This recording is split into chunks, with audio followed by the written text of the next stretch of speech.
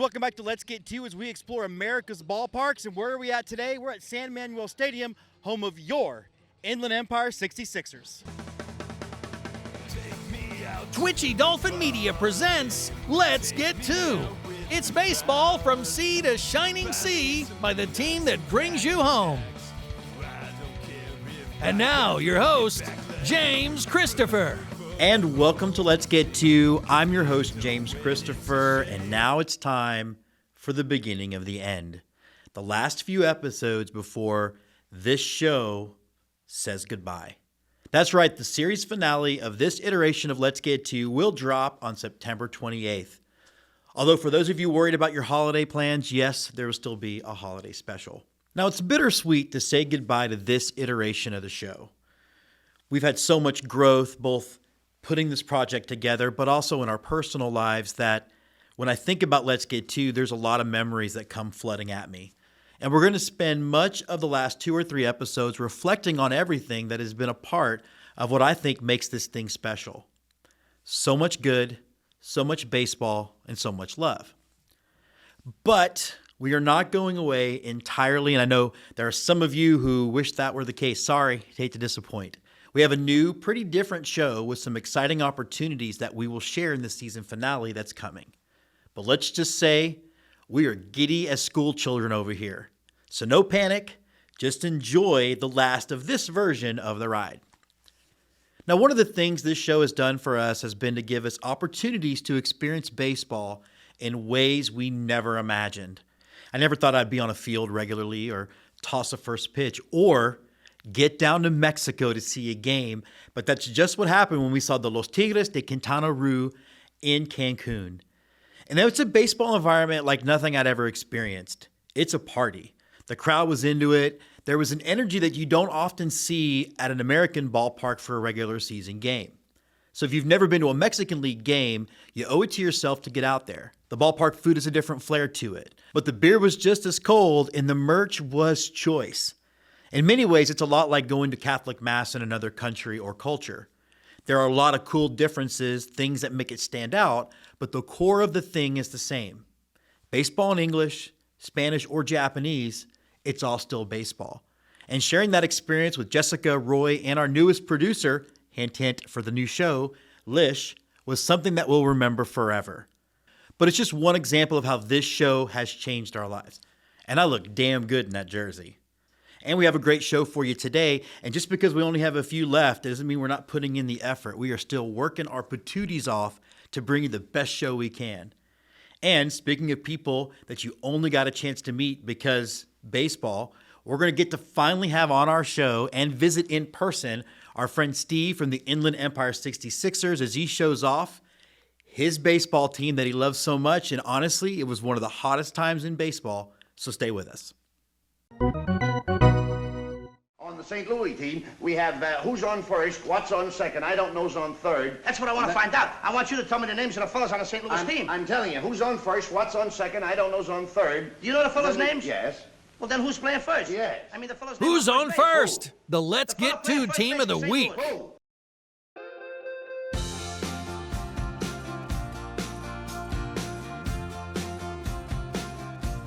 So this year, we finally made it out to San Bernadino, California, and immediately felt at home and welcome. Now, in the city of San Bernadino sits San Manuel Stadium, the home of your Inland Empire 66ers. And you pull up and you get the feeling that it's basically a hacienda built especially for baseball. It's the most uniquely designed stadium that we've come across.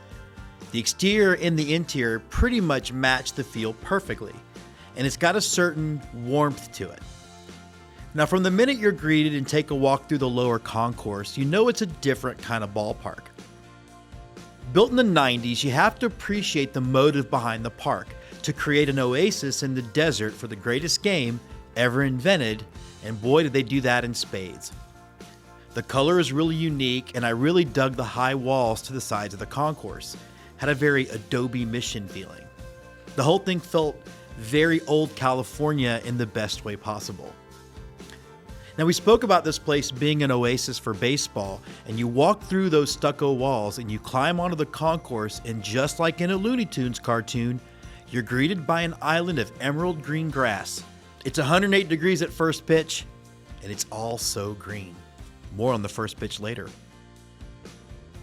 Now, you get a great view of the mountains out to left field, and the blue sky with wispy clouds are the perfect accent. If you want to know how much blood, sweat, tears, and love goes into bringing a baseball game to life, just watch any grounds crew at work. They take so much pride as they water, fertilize, rake, and mark the diamond, treating the infield and outfield with some serious, tender, loving care. They're making a perfect space for baseball, and again, they treat it like it's their child. Now, this is the home of the Inland Empire 66ers, a ball club that represents the community of San Bernadino, but also of Riverside and other communities in the area. And when you're a team getting its kicks on Route 66, diving, or I guess jumping off Thelma and Louise style into the auto theme is the logical and best choice. You see it in the word mark, the main logo, the auto mechanic keeping things running. The theme extends from the logo to features all over the ballpark. The outdoor suite, using old wrenches, wheels, and other auto parts, is about one of the most innovative and creative things we've seen on the road. And sitting on a tailgate, honestly, it felt at home because it's pretty common down here in Texas. Now, we got to talk to old friend of the show, Steve Wendt, about his beloved 66ers. They've been around since the 80s, and you know there have been some great high points for the club. Yeah, when the team kind of started, it was up just a little bit north of us at Fiscalini Field. I just love the name of it. I know that it's got a great baseball name for Fiscalini Field. But that was where the San Bernadino Spirit played.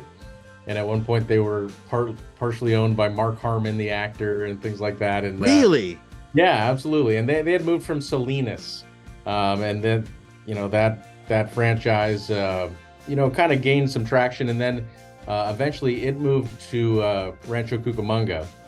And then I'm getting it backwards because then Salinas moved to San Bernardino. I'm sorry, it was a Ventura had moved in the first place, but there was a shuffle basically around that time in the California League. There's been a few real stable teams that have been there for a long time, Stockton and San Jose, but as Southern California grew, so did kind of the hopscotching of franchises. But the San Bernardino team moved to Rancho Cucamonga, and then a team moved back into San Bernardino. And then in '96, they moved into this ballpark. At one point, it was called Arrow Credit Union, but now it's called San Manuel Stadium. And it's a very nice facility. It's hard to imagine that it's pushing 30 years old because it really is in good shape. My raving about the ballpark wasn't limited to my talking to my wife on the phone about it or writing this script. I also expressed to Steve how much I love the unique design of the ballpark and the experience that it fosters. Yeah, it's definitely got the Spanish style, the arches and the stucco and the red roof and things like that. So no doubt. And early on, when the team moved into this ballpark, they had another mascot. They were the Stampede. So they kind of had more of a Western feel to it. They called it the Ranch here at one point and things like that. Right. So, yeah. There's a little residual of that. But yeah, definitely, it's hard to be in Southern California and not have kind of that Spanish style rub off on you. And so the ballpark definitely has that. Before the first pitch, again, coming soon, I got to chit chat with the mayor of Rialto, California, who was the absolute best. She was awesome. And it got me thinking about all the effort the 66ers put into making sure that all the communities in their area are represented by the ball club. Yeah, no, I think that, happy to be in San Bernardino but this is a large area that, and it's referred to as the Inland Empire, and it's, it's individual communities, but it's also part of kind of a big kind of conglomerate of communities that in Southern California kind of run together. And so, we have San Bernardino with over 200,000 people, but to our south, you have Colton and Rialto, but you also have Riverside, which has 250,000 people. And to the east, you have Redlands and Loma Linda. So they all kind of bump up against each other. And so, the thought process was, we're going to be the communities team. And so not just San Bernardino, but the whole community. So I think that's panned out. I think over the recent years, especially, we've kind of really done a good job of giving each town its own specific ownership of the team. That we have Riverside night, we have Redlands night, we have San Bernadino night, and so of many one, I guess. E pluribus unum. I love the idea of a team being for everyone and them also working to make sure that all these communities are individually respected and treated well. It shows a lot of forethought on the part of the 66ers. And when you're serving so many people, what are some of the efforts that the club does to support the community that supports them? Well, it's hard to pinpoint one thing. I mean, right now we're still doing, all summer we've been doing backpack drives for the kids in schools who, you maybe don't think about it, but we think about kids going back to school, and a backpack is not a minor expense, and it's a necessity. And we do have, obviously, like everywhere, there's parts of the community that that chisels into the monthly budget for families. So we're doing that. We are constantly fundraising here. I'm kind of blanking on the spot because of how much we do, but we fundraise throughout the year with our foundation for Little Leaguers. We pay for not only their registration, but again, kind of in keeping with the backpack theme, in the fact that cleats, a bat, and a glove, and baseball pants and a belt, like those don't come cheap. That's $500 for conservative. So a couple years ago, we signed up over 100 kids and provided those things for them through our foundation. Because if we don't take care of baseball at a community level, who's going to do it? And baseball cannot be for just the travel ball kids, just for the kids whose parents can drop 20 grand a year, and if that's what you want to do, that's fine.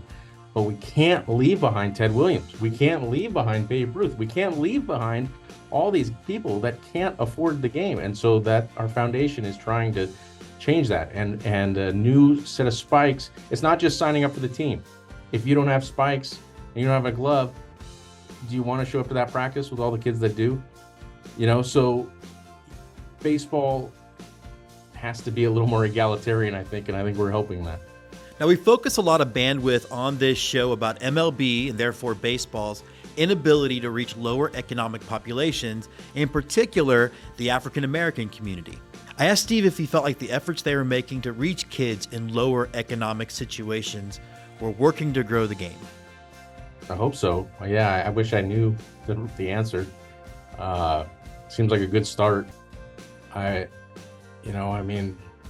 me, it's frustrating in that, and it's not just baseball. Baseball is indicative of a lot of things in our lives, but everything's become monetized. And the days of someone wanting to pass on their knowledge of baseball as a coach aren't as realistic as they were maybe when we were growing up, for a lot of reasons. Some of it is just simply people don't have as much time to go out and do that. I mean, everyone's in the grinder, and so they can't necessarily volunteer their time. So they say, well, maybe I'll make some money off it. And then it becomes kind of this weird, maybe less than beneficial for the kids, I think. And so that's not everyone, but it does seem like we're becoming a nation that's trying to make money off the youth sports rather than how sports should be teaching the game, teaching teamwork, teaching, the fundamentals. So I don't know. I mean, that's my soapbox on that, but I think a good start is giving kids the equipment to try to get in the game. Now, there are so many ways that the 66ers are great community partners, and we can't forget that having a fun day at the ballpark is a great way to escape the ugliness of the world, the day-to-day grind that we're in. And, if you've watched the news, you know what I'm talking about. Yeah, well, I think, Joe Hudson's our general manager, and Joe grew up basically in this ballpark. I mean, he was a teenager in the concession stand, wrapping hot dogs in tinfoil, and now he's the GM of the team, and he's the head of the Elmore Sports Group's food and beverage department. He's a respected executive in game, but he's from here. He's from San Bernardino. And so he knows that this can be the coolest thing in town, and should be the coolest thing in town. Yeah. And so when they kind of in 2000 and I guess it was 14 decided to freshen up the 66ers look and logo, Joe really spearheaded a lot of that the Route 66 would be involved, the history of, how people could they drive along Route 66, car overheats, there's a mechanic there to help you out. And so that automotive history became kind of part of the ethos of the team.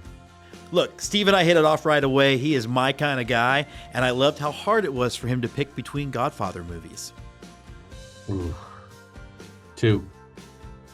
Can I tell you the number of people that I've interviewed on the show have never seen them? Well, it takes all kinds there. Yeah. Yes, Steve, it does, in fact, take all kinds, or at least, that's what my therapist says.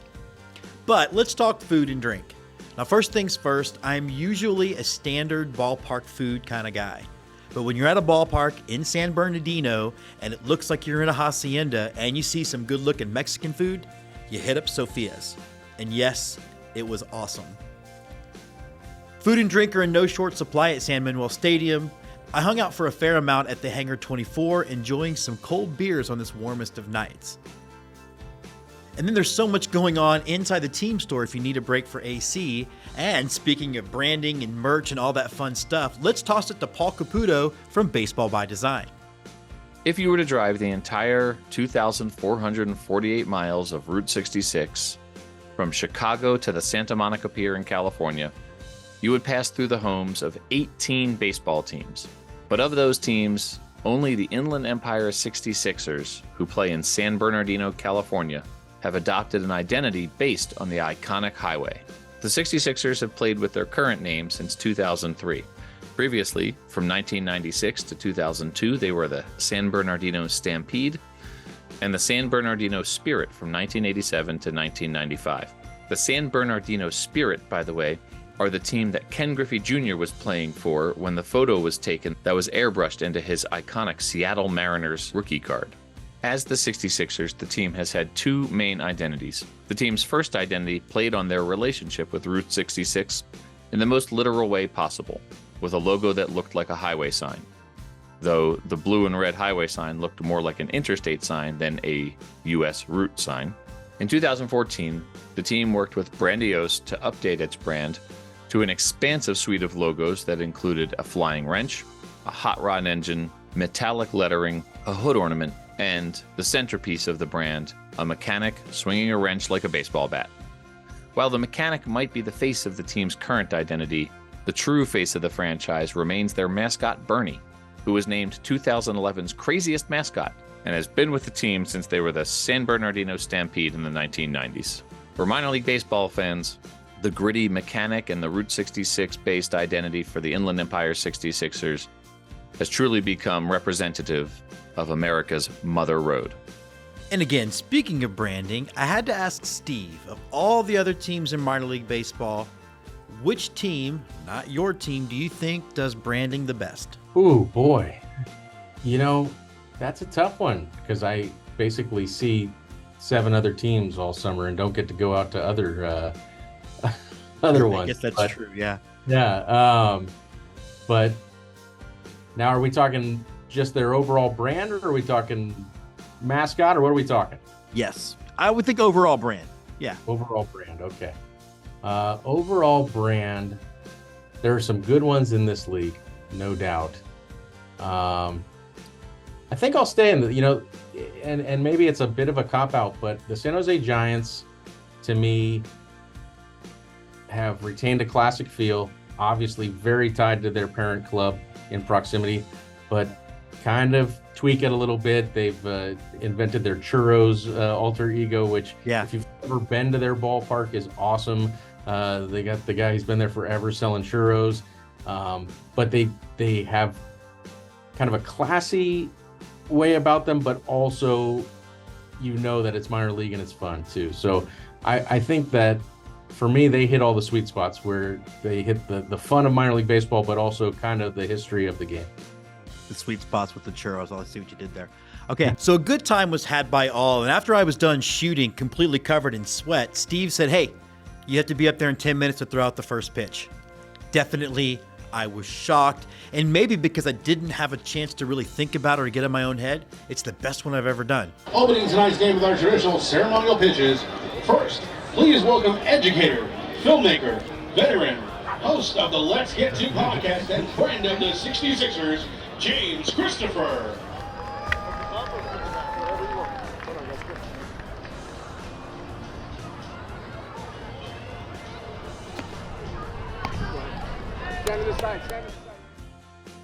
Fired it right in there. And if you're scoring at home, and this is a baseball show, so I guess you should be, I got to hang out with the mayor. I had me some mascot hijinks. I got to finally meet one of my favorite people on Twitter, last year's Let's Get To Fan of the Year, the incredible Rebecca, and got to hang out and talk baseball with Astros Twitter legend Ephus Tosser. Great things were happening at this ballpark. But before we get out of here, we have to do a shout out to the real heroes, the dance team. They were busting some serious moves in the middle of 108-degree heat. Honestly, the first pitch was rough. If I had to dance with them, I might have died. But I guess if you're going to die at a ballpark, it feels like you're already in heaven when you walk into San Manuel Stadium, home of your Inland Empire 66ers.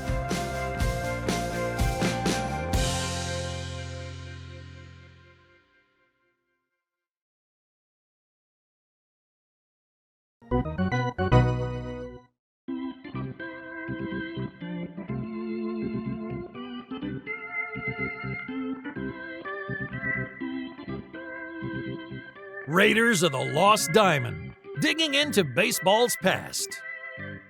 Welcome to Raiders of the Lost Diamond. This is going to be Emily's favorite segment ever. Now, today's subject of the Raiders of the Lost Diamond had people saying, take me out to the ball game in San Bernadino, California, way back in 1913. And no, I'm not kidding. Kitten, get it? Kidding, kitten?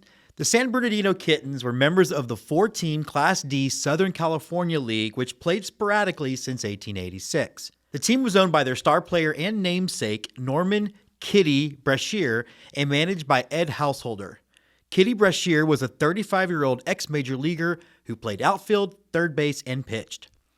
He previously played for the 1899 Louisville Colonels for what could generously be described as a cup of coffee, taking the mound for 3 games and notching 1 win. Following his brief moment in the big league sun, Brashear went on a long minor league career, mostly playing for various teams on the West Coast.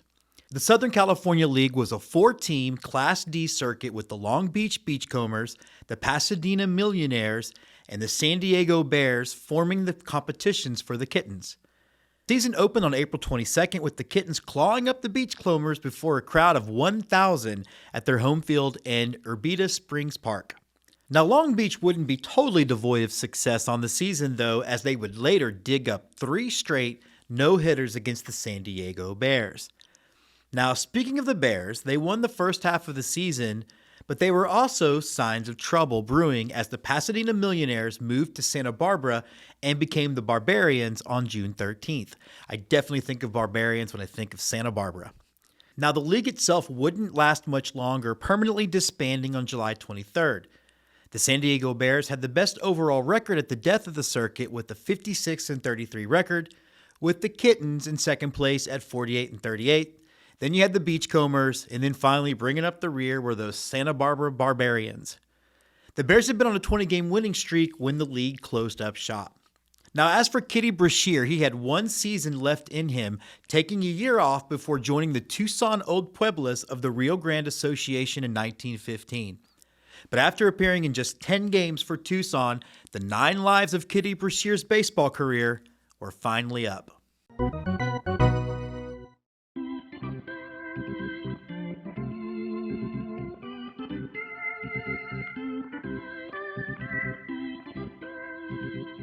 Raiders of the Lost Diamond, digging into baseball's past. Now, this edition of Raiders, we're going to learn that the history of Mexican baseball isn't shrimpy as we dive into the past of the Langosteros de Quintana Roo. The Lobstermen, steamed into the port of Cancun in 1996 when the owners of the Pericos de Puebla decided to move down to the Yucatan. I hope my pronunciations are going. I'm doing my best to keep everything in the Spanish where it needs to be. Now, the Langosteros split their 2 seasons between Beto Avila Stadium in Cancun and Nachacan Stadium in Chetumal. Now, the Langosteros split their first 2 seasons between Beto Avila Stadium in Cancun and Nachacan Baseball Stadium in Chetumal. Managed by former Mets catcher Frank Estrada, the Lobstermen hauled in about a $500. Now managed by former Mets catcher Frank Estrada, the Lobstermen hauled in an even .500 record in their first season, good for second place in the Southern Division of the Mexican League.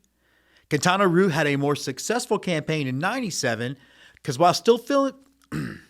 Quintana Roo had a more successful campaign in '97. Now, while still finishing second in their division with a 61-56 record, the Lobstermen qualified for the playoffs for the first time. In the first round, they sank the Sultanes. Now, in the first round of the playoffs, they sunk the Sultanes de Monterrey in 6 games. In '98, the Petronados de Poza Rica moved to Chetumal and became the Mayas. The Lobstermen no longer split their time between 2 cities and adopted the name of Cancun, where they were no longer the only team in the state of Quintana Roo.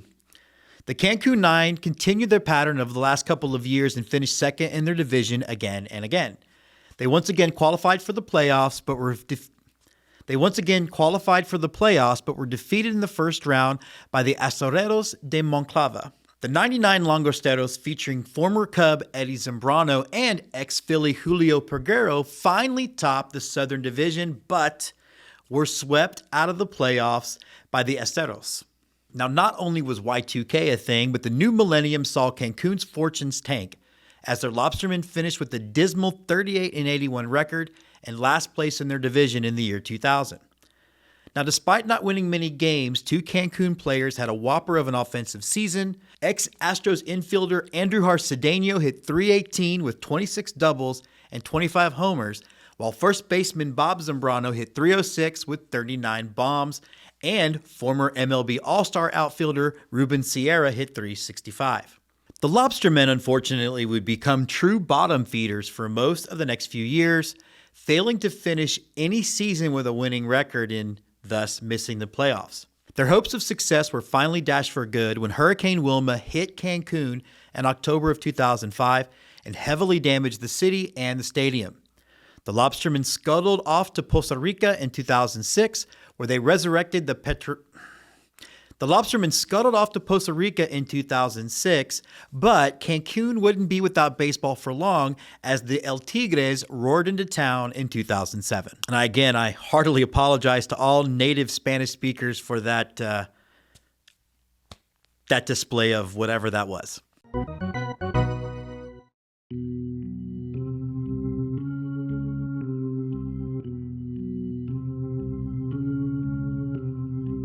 And now, on to close it out, the right-hander from Houston, Texas, James Christopher. So let's just wrap up this episode of Let's Get To. And we're coming to you from the press box at San Manuel Stadium, home of your Inland Empire 66ers. It's the first time we've ever actually done anything in an actual press box, and that's because Steve and the entire team really rolled out the red carpet for us. As you've seen in the show, we had a great time. Anthony and Rebecca, 2 really of my favorite people on Twitter, meetings. It's great. It's like meeting some legends. That's what this series has done for me. That's what this game of baseball has done for me, and that's why I continue to work to bring baseball to you. I know that baseball's just about done, and we're about near the void, but if you have baseball anywhere near you, even if it's like fall ball, get out. Get you some peanuts, get you some Cracker Jack, and most importantly, let's get to. Let's Get To, presented by Twitchy Dolphin Media. Creative Director, Jessica Bybee-Jedgetts. Written, directed, and hosted by James Christopher. Executive Producers, Andy Tomcheson and Scott McIntyre. Produced by Andrew Nelson, Eric Mertens, Jessica Naster. Commentary by Gary C. Warren, Emily Nyman, Paul Caputo, Ed Rivera. Music by Grace Usselman, On Holiday. All trademarks of the teams covered on this episode are the property of those teams. Look for more content from Twitchy Dolphin Media and the Let's Get To family, including Go Go Astros, Fanboy 76, Yell Fight Suey, Jerseyed, and Unboxed. This has been Let's Get To, baseball from sea to shining sea by the folks who bring you home.